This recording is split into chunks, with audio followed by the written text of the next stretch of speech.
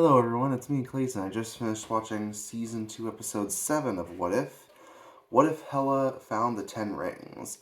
Now, most people who saw Thor Ragnarok probably know that Hela was one of the best MCU villains of the bunch.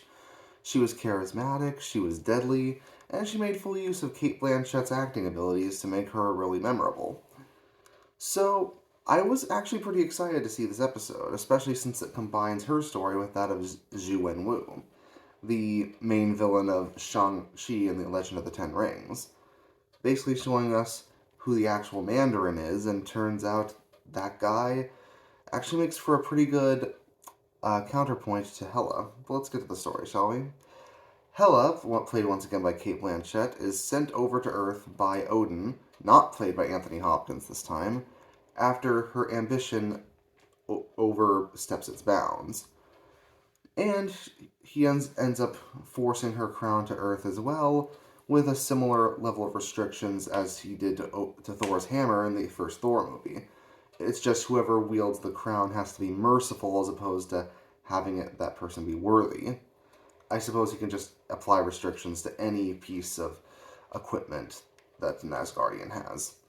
Anyways, Hela ends up meeting Zhu Wenwu of the Ten Rings, this time played by Fyodor Chin, as he initially tries to form an alliance with her, but Hela manages to get away from him, and she ends up meeting Jia Yi, played by Lauren Tom, who teaches Hela the martial arts techniques that were taught to many of the residents of Ta Lo in the Shang-Chi movie. But Hela ends up having to work with Zhu Wenwu when Odin comes down to Earth in order to get the Ten Rings for himself. And also Heimdall's there to help out, played by Idris Elba. So I actually appreciate that these two styles are able to work pretty well together, both the style of Norse mythology and the style of the martial arts, Chinese and mythology-inspired stuff of Ta Lo and the forces of the Ten Rings.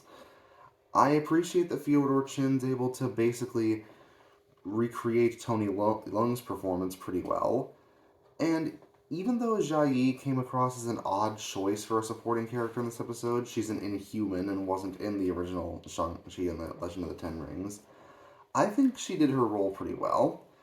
And hey, at least she gets to be one inhuman that gets to be in a good project of Marvel for once, which is a nice change of pace. And of course, Cate Blanchett's always great, and she gets to play both the humor and the development of Hela in this episode rather well.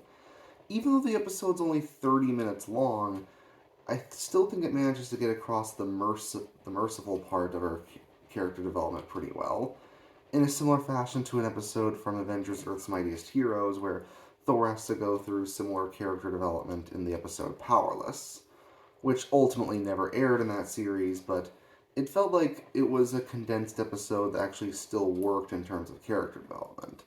This feels like it in a similar way, especially since they share a similar amount of runtime.